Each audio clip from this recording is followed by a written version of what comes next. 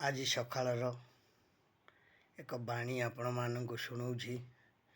ଧନ ଜନ ବୋଲି ଯାହା ତୁ ଭାବୁଛୁ ହୋଇଯିବ ସାତ ପର।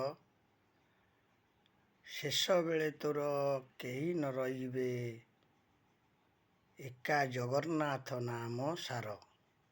ତେଣୁ ଏ ଭବ ସଂସାରୁ ଯେବେ ପାରି ହେବୁ, ଜଗନ୍ନାଥ ନାମ ଧର। ଶେଷ ବେଳେ ତୋର ସହାୟ ହୋଇବେ, ଏକା ଜଗନ୍ନାଥ ତୋର। ତେଣୁ ଭଲ ଭାବ ତୁମେ, ମନ୍ଦ ଭାବ ତୁମେ, ସଂସାରରେ ନାମ ସାର।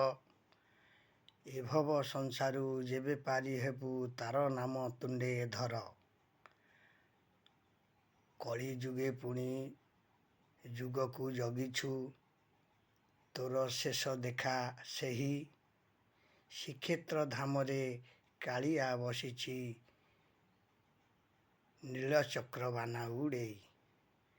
ତେଣୁ ଏ ଭବ ସଂସାରୁ ସବୁ ତୋର ନିଜର ନିଜର କରୁ, କାହାକୁ କରୁ ତୁ ନିଜର। ଶେଷ ବେଳେ ତତେ ଦେଖା ଦେବେ ସେହି, ଜଗନ୍ନାଥ ନାମ ତାର। ତେଣୁ ଜଗନ୍ନାଥଙ୍କର ନାମ ସ୍ମରଣ କରିକି ଆପଣମାନେ ଏ ଭବ ସଂସାରରୁ ତରିବେ। କାରଣ ଏଇ ଯେଉଁ ଲୋଭ ମୋହ ମାୟା ସଂସାର, ଏସବୁ ନିମିଷକେ ମାତ୍ର। କାରଣ ଜଗନ୍ନାଥ ହେଉଛନ୍ତି ସତ୍ୟ, ତ୍ରେତୟା, ଦ୍ୱାପର, କଳିର ସାର। ଏ ସଂସାରର ସେ ହେଉଛନ୍ତି ସାର। ତେଣୁ ସିଏ ଚାହିଁଲେ ଆପଣମାନେ ବଢ଼ିବେ, ସିଏ ଚାହିଁଲେ ଆପଣମାନେ ଛିଡ଼ିବେ। ଏହାକୁ କେହି କିଛି କରିପାରିବେ ନାହିଁ। ଯେଡ଼େ ବୈଜ୍ଞାନିକ ହୁଅନ୍ତୁ, ସେ ତାଙ୍କର କାମ କରିବେ। ସେ ସବୁ କାମର ମୁଖ୍ୟ ହେଉଛନ୍ତି ଏଇ ଜଗତର ନାଥ ଜଗନ୍ନାଥ।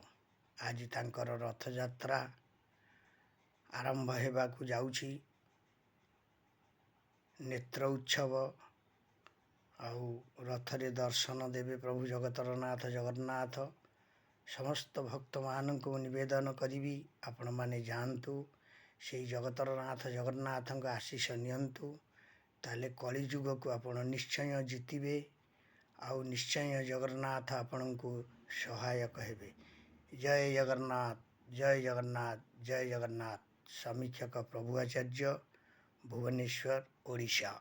ଏହାକୁ ଲାଇକ୍, ସେୟାର, ସବସ୍କ୍ରାଇବ୍ ବହୁମାତ୍ରାରେ କରିବେ। ଜୟ ଜଗନ୍ନାଥ।